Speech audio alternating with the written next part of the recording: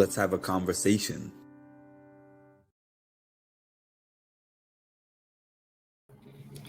Hi, everybody. Welcome to my next rendition of Let's Have a Conversation. My next guest needs no introduction, but of course, I'm going to give one anyways. We first saw him on MTV's Real World Austin in 2005. He went on to do many seasons of The Challenge. I was looking up how many, and I saw some kind of discrepancy. I heard you say at least 20 of them. I counted about 18 when I looked it up, but I know the stats can be off. He won 3 of them. Most recently, the Challenge All-Stars 3. And he is a complete legend in the game, Mr. Wes Bergmann. Quite the introduction. On the number of seasons, it might be 18. I count the Champs vs. Stars stuff. They don't. And they do that for kind of BS reasons. But that's not that I guess I shouldn't worry about that too much. And then there's also a season of what do you call it? It was the Spring Break Challenge, which they don't count. And then if you count kind of like the Real World, then all of a sudden we're kind of like at that 20 number. Mm-hmm. But yeah, I'm not actually counting. I've said 20 for the past like 3 seasons. And in a season or 2, I'm going to say 20. So, cause that just, it's close and I'm not going to actually count. And I don't really like that they don't count the Champs vs. Stars ones because those were harder and longer than any of the challenge were the first like 10 that they filmed. So that definitely means that you count your win versus bananas. Oh yeah, the sword fighting challenge. 100%. 100%. Do you not count it? I do count it. And I also wanted to say, you're personally my favorite challenger of all time. In my opinion, the best. And I know that in sports, we have these endless debates. Like in basketball, let's say, some people say, is Jordan the best? Or is LeBron the best? Or is Bill Russell the best? And you can make arguments for all of them for different reasons. Like for Jordan, they say greatest peak. For LeBron, they say like longest time of being this good. Or for Bill Russell, it's like most rings. Who do you consider the greatest challenger? I mean, I would like to say me.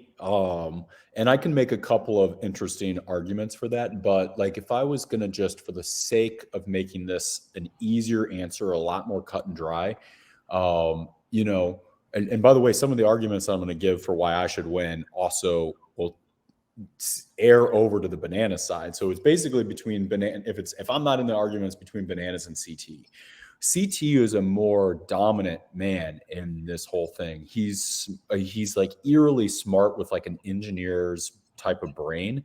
And that when it comes to all the puzzles and to kind of thinking through how to win the dailies and kind of to strategize how to get through the finals and everything, there's very few people that can compete with him on that level. Then you get to start. And that's before we get into the fact that he's this big, ruthless, kind of athletic, kind of weird dude. So the fact that like my biggest compliment to him is his brain, and yet people don't even like, let alone his strength. But then where it gets kind of shitty is, 70-ish% of the eliminations are size-based competitions. And so people are scared of him because of his size, and therefore they stay the hell away from him. And and so he plays this like really weird intimidation game that very few other people get to play. And so like the main tip of the hat to him is his intelligence and his strength. And he's just overall just phenomenal at the game. But then on the banana side, like he doesn't get to rely. And this is a little bit of my argument too. Neither of us get to sit back. And we're not small men. We're just like on paper as average size as you could possibly get. And so we don't get to play the intimidation game. And yet everyone, when they come after us, they guaranteed get a frontline story. They guarantee get extra little clout that comes from it. And from a fear to go in against us standpoint, there's none. Because if they lose to us, no one makes fun of them. And if they win, they rise like in the ladder so far. So it's like guys like Bananas and I have a massive target on our back, just considering like where we're at in the game and our status, with very few like drawbacks to kind of coming against us. And don't get me wrong, like it's statistics say you don't want to go against us in dailies and finals and eliminations and all that kind of stuff. But at least they know if they find themselves in a pole wrestle against us, then it's, you know, 180-pound guy versus CT, who's 215 pounds and much meaner. And so it's just we have a harder path, which makes my navigation in the game and Banana's navigation in the game so much more challenging that you almost have to. That's the argument for giving it to Bananas, which is that, yeah, he's got the rings or whatever, but those rings in some capacity are more impressive considering the fact that he's an average size man. My edge to you actually was because I felt like you have had the more difficult road, because I feel like as soon as you came in, not just what I feel, I watched it back. And as soon as you came in, everybody was like, we need to get out west. Yeah. And I didn't even really understand that because at that point you were new. Yeah. Well, that makes sense because they go after rookies or whatever, and I didn't take that very well. I fought back and I was a douchey. Was that the fresh meat season? Yeah, I was a douchey, immature, overly competitive, stereotype when it comes to that. So not only was I was getting thrown in because I was a rookie, which is kind of unfair, but then my mouth kept me there, and so. But yeah, no, like again, here's the argument for why a lot of Bananas' stuff needs to get taken away, and my argument kind of needs to rise. Is there really wasn't any seasons where I've been able to just find some sort of a big tribe and ride amongst that tribe and disperse that tribe. And it's just like when I make friends with the type of people, for whatever reason, it's got a little bit bad luck. They leave, they move on with their lives. And Bananas, for whatever, he makes friends with lifers, and maybe I need to start changing who I befriend inside of these things. But there's just quite a few of his seasons where he's inside of this group that is relatively unscathed throughout the entire time, whereas yes, I'm kind of like, unfortunately, a very lone in me navigating. And so it's a more tumultuous road than either of those two guys has. I wanted to ask you about fresh meat. It looked like at the beginning of that season, they had like a draft combine where they had statistics of the new players. And I want to know how you ended up selecting Casey as your partner for that season. It wasn't like, okay, so if I remember correctly, it was really just between her and Diem. And I think that part of that was I don't think that Casey got absolutely mutilated on every single one of the things. I think there was just a lot of bad women to choose from. And I got far picked, so I didn't have very many left. And in hindsight, obviously it's silly not to choose Diem, but in hindsight, Diem packed so much luggage that even if I chose Diem, who's obviously a better competitor, if I had chose Diem, I would have lost on day one because she packed so much. I never would have beat Danny. I would have been on the first challenge and then possibly never invited back on another challenge after that. And so also, if I remember correctly, they had the stats on these little like placard cards that were up on this stage, and they were not very large. So you have a very small amount of time to look at this very small font stuff. And so what it boils down to is really you're just sizing up the girl. Like, how big is she? Does she look fit? All that kind of stuff. And when I was stacking her, I basically, for whatever reason, I don't remember why, but it was between her and Diem. And, story-wise, I ended up choosing correctly because that it's almost like that season bought me a casting ticket for the rest of my life. Like, yes, I've breathed life back into my invitation, but it's almost like that thing that was like, a long, long time ago, like that's still ingrained in the fandom and the casting team and MTV. And it was one hell of a weird way to start your first season. What was it like for you in that season, having to go against and take out all of your castmates that were there on that season, back to back to back? It was very kind of mentally challenging, but like I was so full of piss and vinegar that it's kind of like I didn't do anything politically to get them like thrown in or anything. So it's like, okay, it's like me or you, I guess. I mean, and that's happened in sports my entire life. Like you go into a soccer tournament or you're going to a swim or a track meet. Those are the three sports that I played. You line up against your friends every day, whether it's in practice or in a meet or a big meet or the end of a tournament, even if they're on a different team, you line up against your friends and you shake their hand before and after, and you try and crush them. And and then when you're done with that, you go back to being their friend. And it was and is still just a game that definitely does have life consequences. But yeah, no, that's how I viewed it. It's like a sport, and you play your friends in sports all the time, but you don't go light on them. I found it interesting for this particular season with the exile situation, where it was just you guys seeing the exile and you didn't have the rest of the cast able to see it. So it felt like there was this legend that was building up of you and Casey, like, hey, they just keep coming back, but nobody really knew exactly how. Yeah, it was funny, really funny. And we had them completely confused for a little bit. So we told them, I tried to put the credit on Casey, and we were telling them that it was one eating competition after another. And for whatever reason, it's like, yeah, Casey might suck in front of you guys at everything except for she's just this ridiculous eater. Like I'm barely able to like kind of do my part, and she does everything and then some. And then the problem is back in the day, we would have those T-Mobile sidekicks. So somebody called, they're so much more strict about this kind of stuff nowadays and have been for a while, but someone called Ryan who was Melinda's partner, so who we sent home second, and he told them what the elimination was.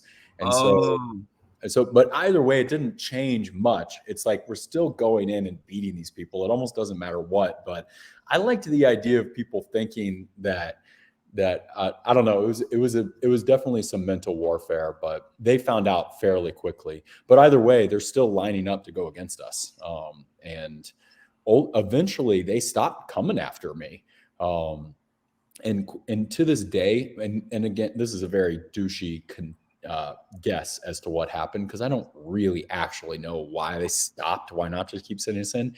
I think that some of those egos eventually said, holy crap, we've given this guy the entire show, and the only way to kind of take that show back is to just leave him alone. And they were right. I got very little airtime in the last few episodes because they finally like left me alone. But by then it was too late. They created a legend. You know, that's really interesting. And I was thinking of something you kind of were saying at the end of that season, where you were like, it's not about the game, it's about politics. Mm-hmm. So I'm wondering, if you had gotten in the game and had an easier road where they weren't coming after you from the beginning, do you think that that would have changed the way that you played the game going forward in the future seasons? Yeah, maybe. But probably not. I don't know. But probably a little bit. I mean, it definitely created a bit of a chip on my shoulder. Towards the end of that, I got this attitude of I don't owe anyone anything. I had a harder rookie experience than anyone ever has, and that includes present day. And no one's even close. Like anytime someone complains, you just sit them down and you try and explain to them it isn't any worse than what I went through. And by the way, what I went through is what paved the way for it's the foundation of my career's pyramid here. And so you don't want an easy road. Like there are so many examples of, for some reason, like a rookie kind of slides somehow. Maybe they get paired with someone really good or whatever, and we never see them again. They didn't get to leave their mark in any capacity. And so you almost want if you care about the long term on the challenge, which I think a lot of people nowadays do, you want a harder path because the easy path has a tendency to get you not invited back, and you want that invite. I feel like that's a difference between you and Bananas. I think that he was fine with the easy path if he could have it. I mean, obviously it changed once he started to get more wins, but I feel like he rode the wave of his alliances as long as he could. Yeah. Well, I mean, he was susceptible to not be getting cast for the first like 5 years, right? He wasn't a big character. He wasn't dominating dailies or eliminations or politics. He was kind of skating by, doing a little bit of a lazy game. And there were even seasons where he wasn't invited, which is now kind of unheard of. Like, how can you not have Bananas there? But from my first season to where we're at now, I've never not been invited. It's every single rendition, it's every single season, it's every single spinoff. I guess I wasn't invited to All Stars 1, and now I don't, maybe not even 2. I don't remember if I turned down All Stars 2 or not. But other than those 1 or 2 examples, I've been invited to absolutely everything. And so he was like on thin ice for like 5 years, and then he kind of got that island win, where he wasn't sitting back. He was aggressively playing, and he still has to apologize to this day for some of his actions during that season. I'm not defending those actions or his words, but he played very aggressively, and it marked the foundation to where he became like a default cast, from that kind of season on. And then he kind of carried it on. Right after that was the Ruins, where he played a big part in that season, and eventually he had enough wins to where he was just a default part of the story, regardless of what season was going on. So he was always on the whiteboard in a casting, conference room. He's always on the whiteboard. Yeah, that makes a lot of sense. As you mentioned, the Island and the Ruins, those were like serious seasons to the West storyline, especially the Ruins. The Island season with Kenny and Johanna, and then we get into the Ruin season, and at the beginning, it's actually titled West Side Story. A West Side Story was the title. Yeah. And it basically showed you saying that you relish the opportunity to be on kind of a messy season with Kellyanne, Johanna, Kohutta, and Kenny. So what were you mentally thinking going into that season? I didn't know how bad that was gonna be. I welcomed the challenge, but I didn't know how personal everyone else was gonna make it. And really, like the Kennys, the Evans, the Johnnies that made that season so difficult on me, they weren't doing that because there was this like weird love triangle thing going on. None of them, including me, really cared that much about it. Like in the grand scheme of things, we had all kind of moved on. Neither Johanna or I wanted to be together. Kohutta and Kellyanne had moved on. Everyone was relatively healthy. It made for great fodder for a storyline. But by that point in time, why I was enemy number one had nothing to do with all the people. It had to do with I was jacked. I had not lost anything. I was just kind of, I was this big kind of early legendary character that they were all scared of. And they had this group, and that group decided as soon as they found out that I was coming, we got to get rid of him because he'll beat us, he'll steal our show, all this kind of stuff. And so it was really just like my threat level to them was on this, I don't know, it was off the charts. And it was a combination of their fear and insecurity and jealousy of my status in the game that they wanted to take out. And what's interesting is they put them on your team. Yeah. So I remember I think the first challenge that you guys did, and they were picking who was going to compete in that particular challenge. And you said the most fair thing to do is to draw names out of the hat. And Kenny and Evan were campaigning for like whatever is in the best team interest. So it ended up being a case of they did what they decided. Kenny was like, me, you, and Darrell are going in. That's it. And then you went on the rope and tried to throw the mission as you told them that you would. it didn't end up working out. So did you feel like you had a real chance to win this season knowing that you had that whole group against you? Not really. I didn't know how bad it was going to be until I got there. And they had already kind of made up their minds. They didn't like that the season was gearing up to just give me all this attention, is what it boiled down to. I showed up late because like the directors knew that I was going to be such a big part of the story that they flew me in separate, which is like unheard of. Wow. And that pissed them off more than anything, because it just meant that to them, it was like all special treatment. And also there was this rumor that I was getting paid more than everybody else. And their egos couldn't handle it. And so I show up late, and I just went into this incredibly hostile environment and run by people that were all kind of formerly my friends. And I did nothing wrong to them. It's just when Kenny decided to cross the line with my ex the season prior, they knew they had to kind of pick a side, and they chose to go with the numbers rather than who was right. And I don't blame them for that. They can do whatever they want, but it just stinks that I had this huge group of people that were all coming at me because they would rather be in this group of sheep than stand by the guy that did nothing wrong. And then they spent the next 10 years of their lives trying to paint me as this bad guy to make up for the fact that, it was Kenny that slept with his friend's ex as soon as possible. It was Johnny and Evan that chose to stick by Kenny and not me. Like, I did nothing to them. I show up, and as soon as I get there, I'm just immediately thrown in, which is not good for the team, right? You'd throw Cyrus in if it was good for the team, or you take a name out of a hat, right? So, you look back at like how these rivalries were created, and I struggled to find anything that I ever did wrong. But the problem is they then get onto the show, and then they all say, oh, Wes is a piece of shit. Wes is a piece of shit. And I give like the best interview where I make one good meaty point, such as like what I just had.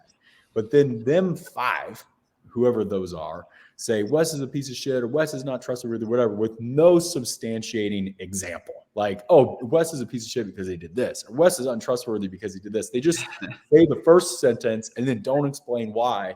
The problem is the casual viewer is hearing 5 lackluster interviews saying that I'm not cool versus my one good, meaty, functional interview. And to them, it's like 5-1. And so it's been, that's the reputation that I've had. And they put that on me because it was like this form of propaganda warfare that they did to me a long time ago. It still to this day, it makes it hard to play the game because of it. But it's also made me so much fucking money and attention and clout that it almost like backfired on them. Like, yeah, I have a harder time winning the challenge, but I make more than the people that win the challenge through all the other stuff because they made me so popular. It was like they pigeonholed me into this niche, and I didn't do it on purpose. I definitely now lean into it. But they made that for me, and it's like it's just funny because everything that they were so afraid of, they created. It's so interesting when you say that, because I think to myself, that was a season, I guess, when the rivalry started between you and Bananas. And it didn't seem to be related to you and him having some kind of personal reason between y'all. Yeah. Would you say that's the case? Yeah, no, it was, that was when it started. Him and I were cool. I'd always been cool. We were kind of still on the appearance circuit. I'd only done one challenge with him, and he was there for such a short period of time. He went home first, but we had a really fun, like 4 or 5 days, however long he was there together. And then he just picked the side, and then ultimately he unnecessarily kind of blindsided Kellyanne to throw her in, if I remember correctly. And that's where I kind of went and kind of attacked him. And that's when all that started. Okay. So, and it's so interesting that the people that started it were not there anymore. And then it just seemed to continue with you and him, and it carried the franchise for what, more than a decade? Yeah. Yeah. and that was not manufactured. Like that's the next thing I was actually going to ask you. We were actually really mad. I mean, look at, you can't act how mad I was at him in that ruined scene. I was really, really mad at him. And then I also crossed the line. Like I was like dancing on the line of violence. And so you can't do that and expect for him to like me back after I did that. And then you add in the fact that Bananas is actually annoyed.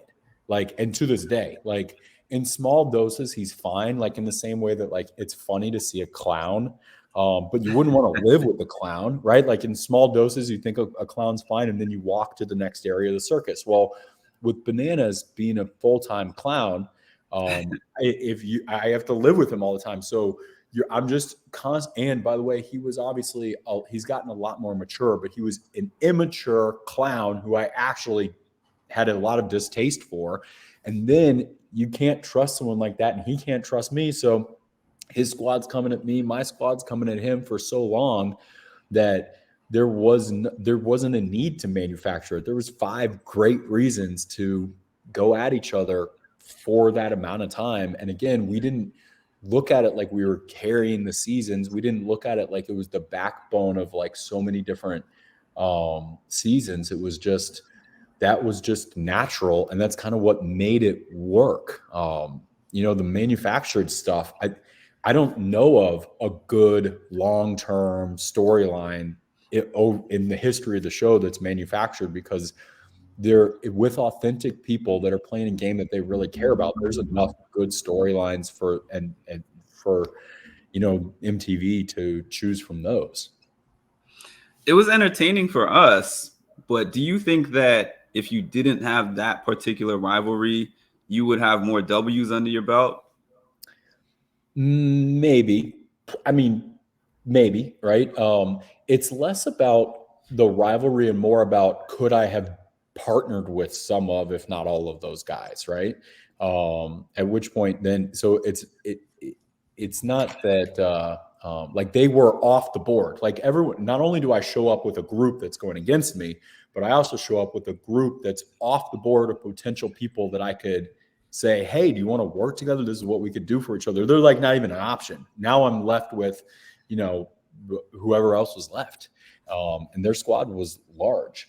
But there was this hidden benefit inside of it, which is that because Bananas and I's rivalry was so known and truthful, everyone felt very safe with both of us, because they knew we weren't coming for them, because Bananas and I were coming for each other.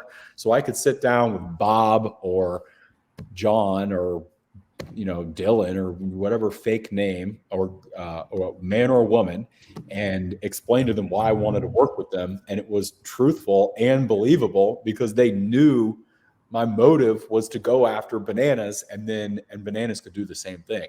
So we had this kind of scapegoat in each of our stories, each and every season. So it made it easy to kind of be very truthful and just be hey, find the people that want to go against that group and then team up. The problem is the people that were left to choose from tended to suck. It was me and layups, and I could do my best and get numbers, and I often did, but we couldn't defend ourselves in the dailies and the eliminations, and they would just pick us off.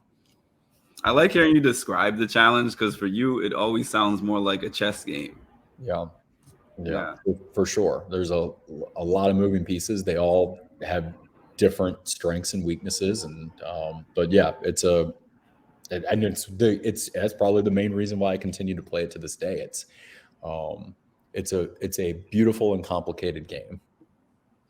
So I wanted to throw some pictures on here. There was something that they do on ESPN on one of their shows that is what were you thinking when? So I found a couple of pictures of some moments of you that I want to put up here and just get your feelings if you remember these times. This is number 1. You remember what this is from? Yeah, I do. It took me a second, but that was me blindly going into the groupie drawer to figure out what girl we were going to hang out with that night. That was such that little scene right there paved the way for Jersey Shore. Like that was I know. I was thinking that. The groupie drawer and that type of action, like Nehemiah and I being young and just there to have fun and be like, and even though, you know, however you want to view the groupie drawer today, obviously it's overwhelmingly immature. That is the type of antic, like people still bring up the groupie drawer today in the same way that you still bring up gym tan laundry. Yes. And so, you know, that was me blindly. And then Paul Rudd and shoot, I'm forgetting the other guy. They were in this movie together, and they did they did a 30-minute show on MTV to promote the movie, and in it they went through like their favorite scenes from the real world, and this was one, and they remade this scene. And Paul Rudd was like, "Oh, this is how I choose my socks to wear. I go into my drawer and I pick them out like that." Well, Wes was doing that, but for girls, and it was pretty funny. Even though you're saying that it was really immature, and it was, I remember watching this at 17 or whatever I was, and being like, "This is the coolest thing ever." Yeah. The thing about it, obviously, incredibly immature. Wouldn't do that to this day. I don't even think this would fly to this day. These were all women that were throwing themselves at us, and I was only 20 years old. So because we're in the bars. So these are 21, 22, 23-year-old women giving us their number, because that's how you communicate back in the day. And quite frankly, like we didn't even know what any of these girls looked like because there was hundreds of numbers in the thing. So it was like, you're just calling up random people at that point to tell them what bar you're going to that night. And it was also like very much so in good fun. But yeah, a very immature part of my life that a lot of people found funny. So I'm going to hop into this next picture. Okay, so before you even answer this, I was looking at this moment. CT was, I guess, the most feared person in those houses at all times. Yeah. And I've seen him come at other people, and they're just scared of him. They're worried about what he's going to do. I don't know if you have the best poker face I've ever seen, or if you just weren't scared, but I don't know how you had that expression while he was screaming at you. I mean, I was obviously a little scared. And then like, you know, it was just super irresponsible because there was no other cast members that were essentially up to help. There was also no security back then. So there was probably some lone camera operator and audio guy sitting there watching for hours what was a dangerous. Was that really all night? Because they showed it like it started at night and went all the way into breakfast. Yeah, there was like an hour to 3 that were off where we were sleeping, but yeah, and we were up for I don't know, we had been doing that for so long that it was basically like we took a nap and then it started again in the breakfast. But like, oh my goodness, you know, like those other guys got what's the word? Like sucker punched. And so at least I knew that at any point in time I could get hit. And so I'm not going to initiate the hit, but at least I know it might be coming. So I'm kind of braced or ready. But also it's like what I'm going to be able to defend myself. No one's going to like murder me or anything. Would I beat CT in a fight? No.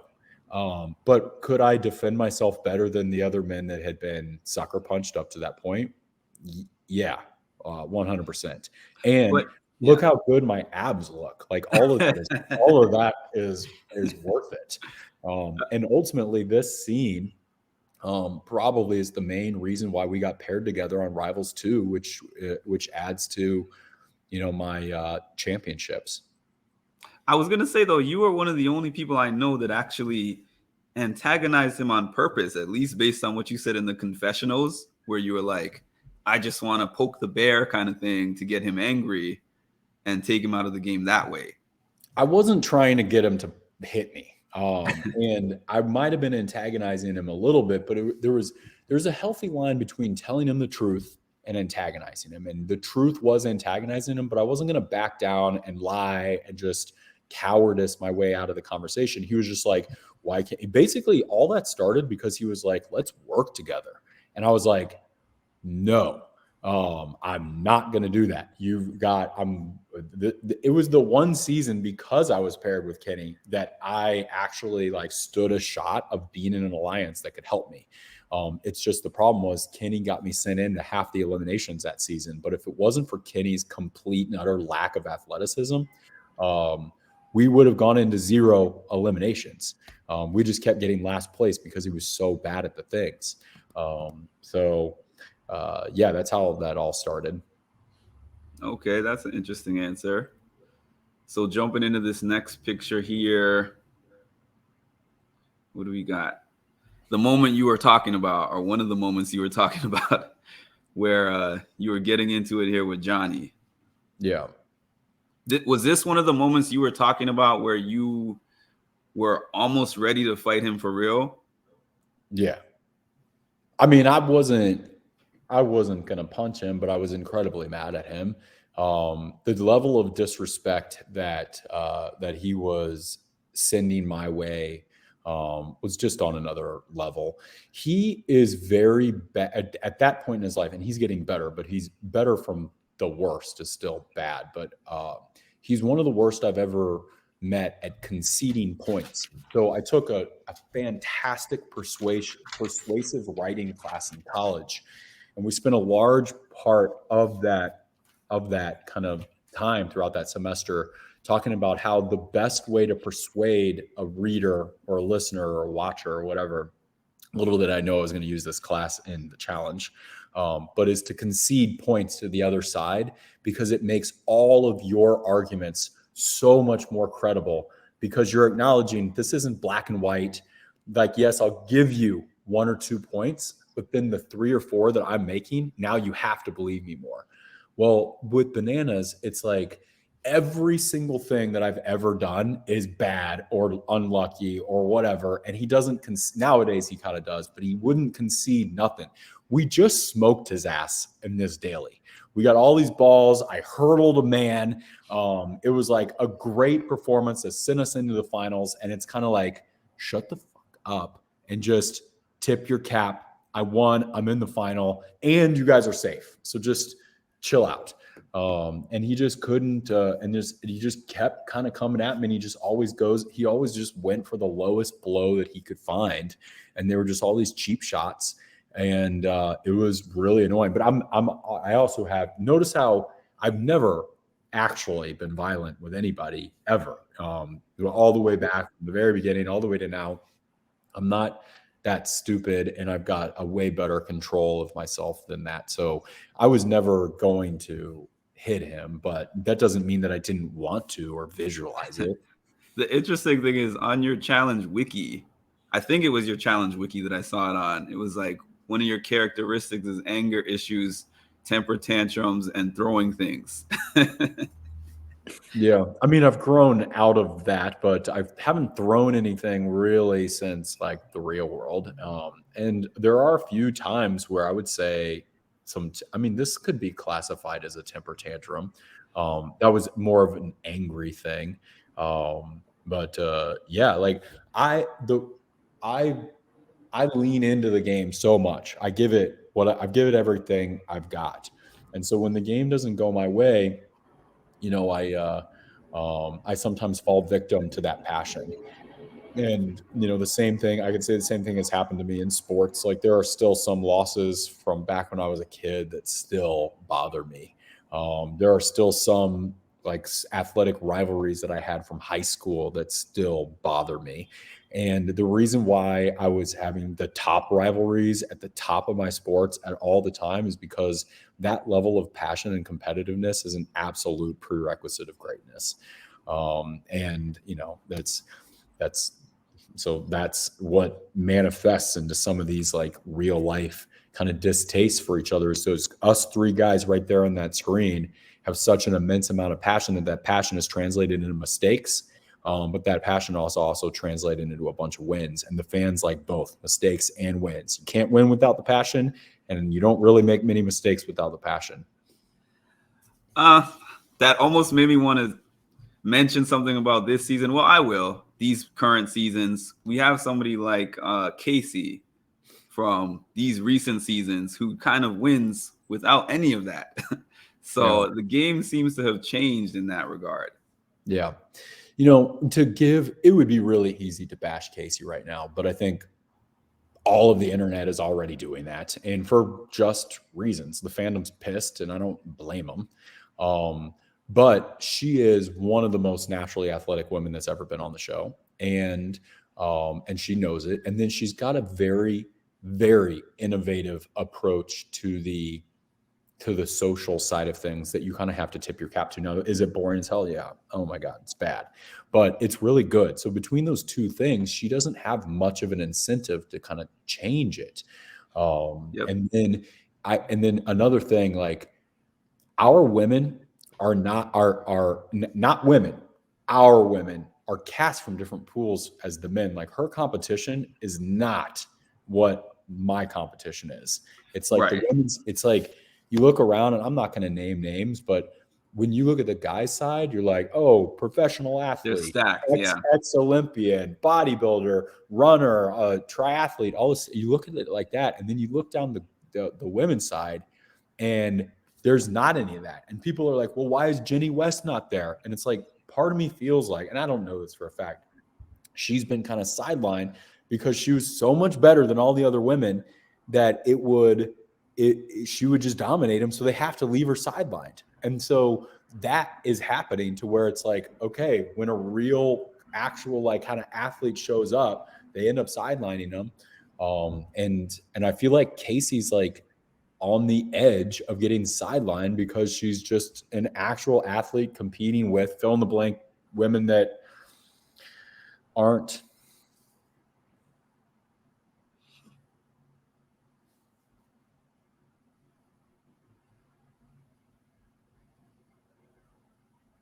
I think the game really benefits. I think she really benefits in the game with her relationships that she has, in terms of being asked back, because it's like she has a relationship with half the house. Yeah, I don't think that casting cares about that part. If anything, it might be a strike against her, because they don't want to have these big pre-existing alliances. It's just kind of hard to get around that. But yes, again, socially, she's great. And she already had a little bit of a squad, right? Like, to roll into her first challenge and have that Big Brother alliance. And then it's almost like she got to buy into this other alliance when she started dating Nany, because Nany's got this large pre-existing huge group. Yes. And so it's like when two powerful families marry each other. Yeah. Or two people, one from each side marries each other, and then all of a sudden both of those families become more. That's almost like what's happened, and it's a Monopoly-esque effect at this point. Because shoot, I feel like I even am in her alliance now because I feel like a sense of like I have to protect her now because of Nany. And so it's weird, but yet has Casey ever one time pulled me aside and tried to help me? No. Or work with me? No. But yet by default, I have to protect her because of Nany. So it's like, yeah, she's in a great spot. I feel like Casey has an uncanny ability to be around when a lot of these different situations are happening, but nobody really notices she's in the room or what side she's on. Even though she clearly does have a side, it's not in everyone's face like that. Yeah. Well, we're filming a documentary and making a TV show, and the TV show is more important than the game. Both are important. If she can figure out a way to, and she might be able to do this, but if she can figure out a way to broadcast what her brilliance is just that. If she could broadcast her brilliance just a little bit more, she might become a fan favorite. Now, it is understood and acknowledged that broadcasting your brilliance will make your road in the game harder. But let's say that it makes her road 50% harder. Okay. But she's the likelihood that she's asked back at this point is always on thin ice. And so if she just broadcast herself and made her into this kind of legend of the TV show, she could have a 10-year run on this and win 5 more times, just because even a 50% harder chance times 15 shows adds up to a lot of money. But at this point, the shoe it's not broke, so there's not really much of a reason to fix it. It's just we as viewers, and like when I said on our recaps and stuff that you watch, I would love to see. I feel like she's just on the precipice because she's got that brilliance. I just wish that she let the viewers in on it a little bit more. Makes a lot of sense. I was tired. That was a very hard battle. And it took everything out of us. And even though technically we had seen that before, like Anissa went against like Paula for 2 seconds in it, this was really the first true time that pole wrestle was ever like played by 2 legitimate people. And so no one really knew what your body would feel like. We were experiencing that for the first time. And so by the end of it, when it was done, it's a physical battle. It's a full body physical battle, as one can imagine, but it's a test of forearm strength, forearm muscular endurance, like nothing else. And so that was, and you're sitting there, at that moment, you don't know that it's going to look so good. You don't care about any of the other stuff. You don't know that it's going to be one of those eliminations that's talked about more than anything. You don't know that it's the best elimination of all time. You don't know any of those things as you're sitting there. We're blind to that until it airs, which might be 3 to 6 months later. And then like the cult classicness of that moment, you don't even know that for even years. And so it's just weird to look at like the naivete of both of us sitting there and not knowing that moment is going to be discussed for the next 20 years. I'm glad I didn't, because that would have been an unnecessary amount of pressure. I already cared a lot about being there, obviously, but man, it was good to get that win, because I get to dine out on that moment for 20 years where it's like, it's aided in the chip on his shoulder for 20 years. And I met him like earlier this year, and he was still mad about this challenge when I asked him about it. Yeah. I mean, again, like we talked about earlier, he's a competitive man, and this is brought up a lot. And you did tell him on the show or you did say that you want to name your future kids, or not name your future kids. You want him to be the godfather of your future kids at that time. Subsequently, I've taken that back, but yeah, I mean, it's like, if you've ever gotten into like a actual fight with someone that you didn't like, at the end of that fight, sometimes you got it out of you, and you really shake hands, and you're like over it. There's sometimes there's some health associated with having it out with another man. And at that moment, when I made that Godfather comment, it was kind of like that, like, hey, like, because we had no rivalry, not really. I mean, the rivalry really started in my eyes after I found out that he was responsible for starting the steroid rumors. Or at least I should say, he's the one that got caught, whether there was other people that were aiding in that or not, but he's the one that got caught. And I kind of attribute him with being the one that kind of lit the flame there. And so that to me was always my biggest kind of gripe with him. And, when I tell him things like that, he doesn't say, oh no, I didn't tell anyone that. He tries to defend that he thought I was on steroids, which is his way of saying, yeah, I was definitely telling people I thought you were on steroids. And, it was really easy for people to latch on to that, because it's so much easier it's easier to say that guy's on steroids than it is to say, man, that guy just beat me. or that guy's a threat for all these fair reasons. That guy's a threat because he swam his entire life. That guy's a threat because he works his ass off in the weight room. That guy's a threat because he reads and he studies and he's a student of life. It's easier to say he's on steroids, and he started that, and he gave a really good excuse, a fake and defamatory excuse to a bunch of my haters from that point on. And even to this day, like if I post a shirtless photo as an almost 40-year-old man, there will still be people that will say things like, oh, back on the steroids. And it's like, I really do, even though obviously a lot of people, Jordan, Bananas, and all this stuff piled on, Derek was the innovator of that rumor. And it just started very shortly after I beat him here. I see. So I have one more picture. I believe I have one more picture. This is from the Challenge All Stars 3. Yeah. So I used him as my phone call that week. Really, it was an extra phone call. I'd already called my wife, and then I pitched an idea to the producers. I was like, "Do you guys think what do you think about me calling Bananas and asking him for advice, like a phone a friend?" And you're not allowed to talk about the game to anybody. And so I was like, listen, this is only going to work if you let me violate the rules. So just let me tell him whatever I want.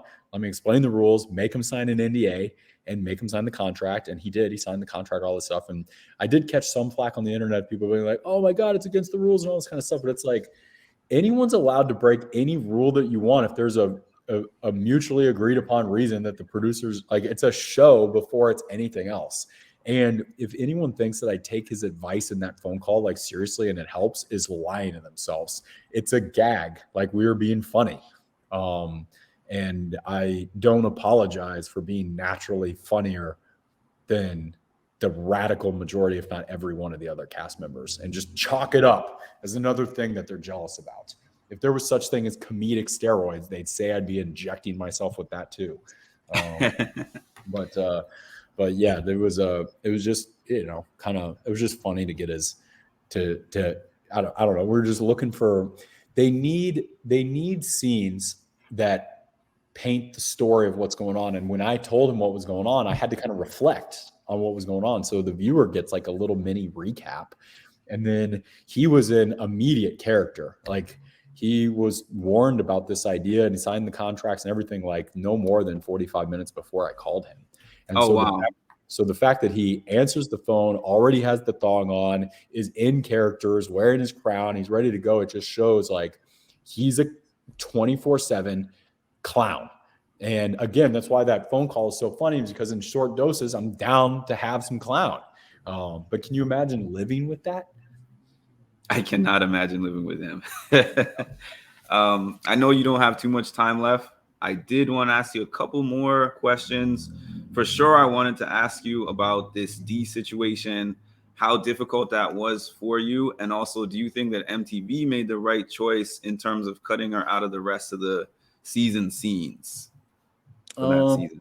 That was that was a very, very complicated time and a very complicated situation. And to this day, I know that everyone has strong feelings about it. But there's not real, I've heard them all, right? So, and I see it from everyone's side. I see it from her side. I see it from MTV's side. I see it from people that really did not like what she said to people that kind of defend it and say that it wasn't that bad. I see it all, right?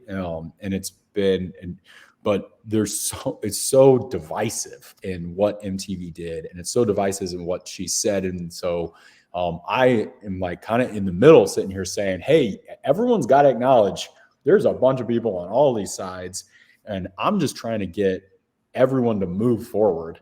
I'm trying to do what's best for the fandom, for the show, for the people that she disrespected, for her. Like, what is the best way that everyone can kind of move forward? Because she was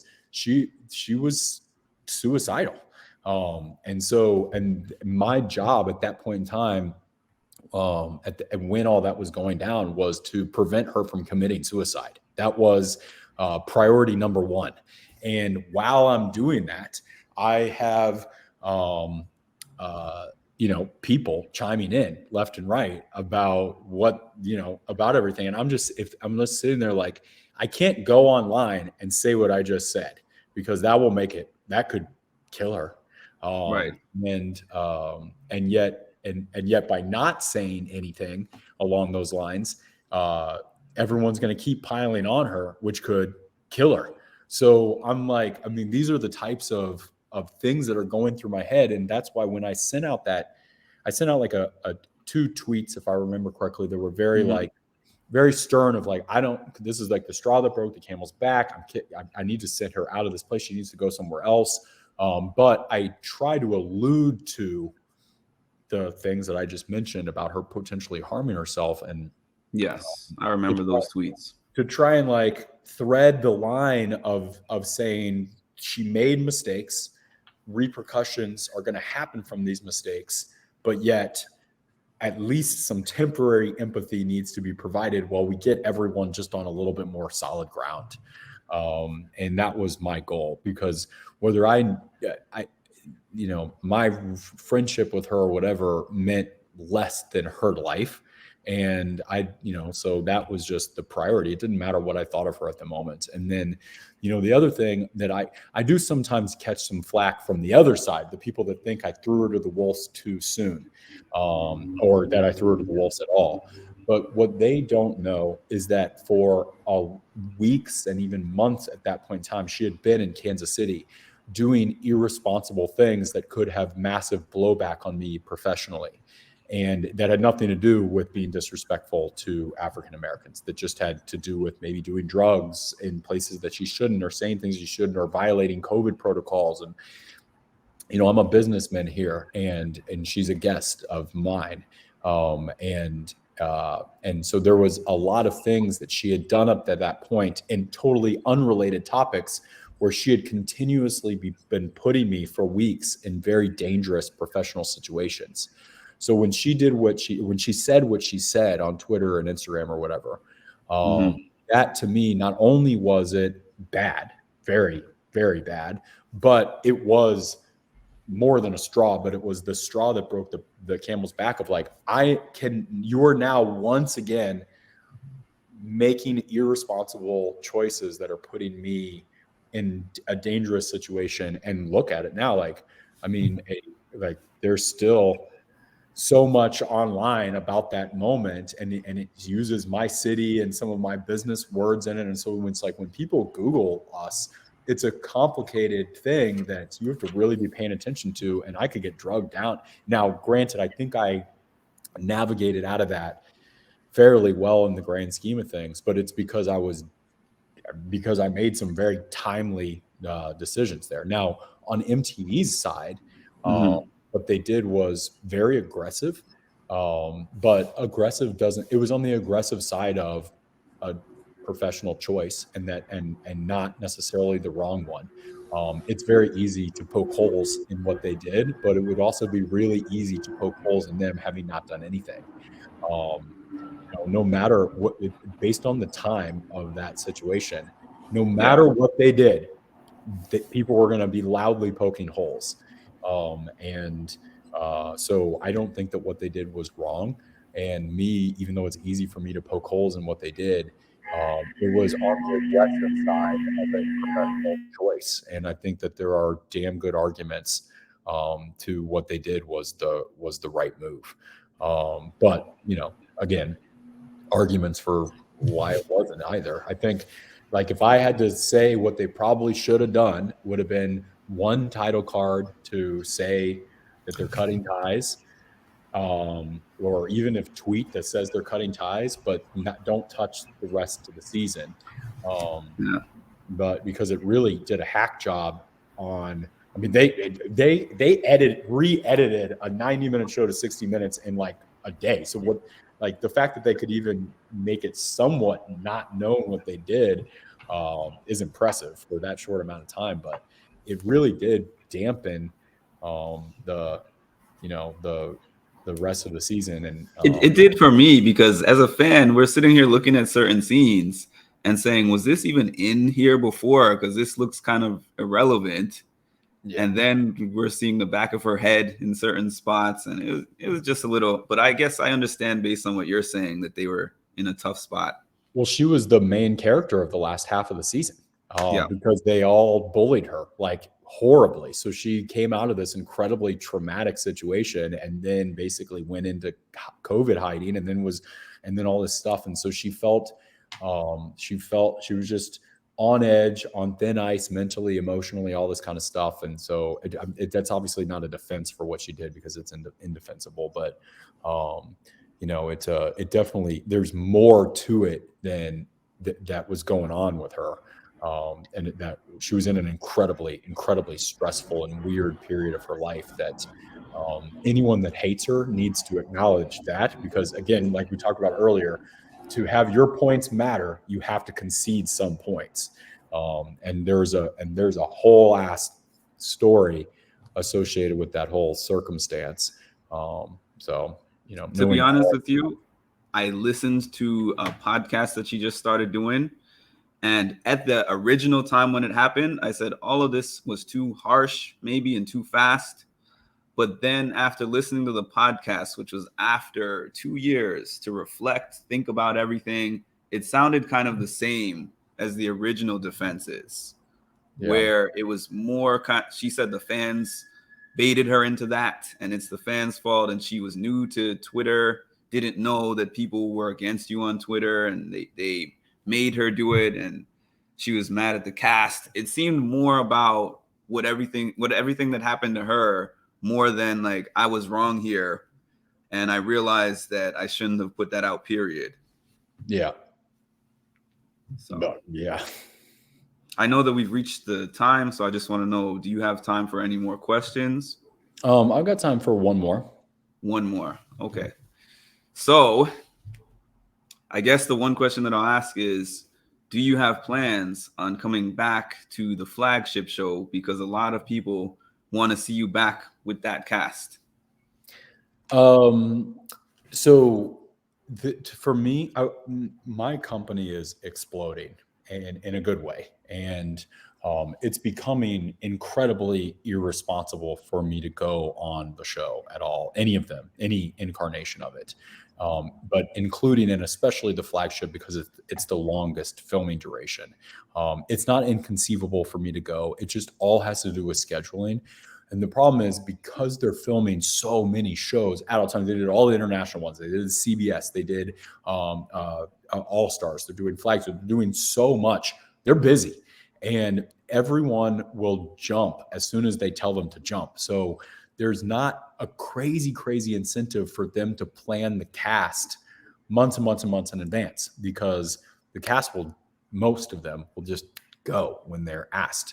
And so guys like me, if I'm given a lot of time, I can actually build these large ass windows in my future where I could get off 3 months if I needed to, but I need like 6 months advance notice. And so it's very challenging, and they don't give anywhere near that. So the trick that I've been trying to do is I try and like way ahead of time, try and get an idea of the dates. And then I make a decision 4 months before I'm even technically asked, and before dates have ever, and then start moving things around under the assumption that I will be asked and that I want to go. And then the asks come, and then the contracts come, and all this kind of stuff. So the answer is, I'm gonna try to do All Stars and what do you call it, flagship, or even CBS. Like, I'll try and do any and all of them, because I know my time is coming to an end. And so therefore I want to do as many of them as I can, but that really means 1, maybe 2 more. And it all has to do with scheduling. And because of that, I can't be picky. I can't say, oh, now I'm going to hold out so I can do All Stars, or I'm going to hold out so I can do flagship. No, I'm going to do whatever they give me that I can actually pull off. And so I don't get to strategically like shoot for the flagship. But it is a possibility. Well, I'm glad to hear that. I hope that we see you soon, whenever that happens to be. I want to thank you once again so much for your time. I know your time was limited today, but it's something, again, like I told John Brennan, something that I can cross off of my bucket list is interviewing my favorite challenger here. So thank you so much, Wes. Well, thank you. I always get a kick out of talking with you on Patreon. You have a really good, you know, like view on everything. Like maybe I say good because they line up very much with me. You make some do some call outs. It's because of the way you break things down. You're like, well, this happened, but this might have been this person's thinking, and there might be something behind this. It's not just that you jump on the popular way of thinking and just make people just get angry at everybody. Yeah, I hate that. Especially in the format that like what we're doing right now and on Patreon. The point is to diagnose, like kind of what we tried to just do with the D situation.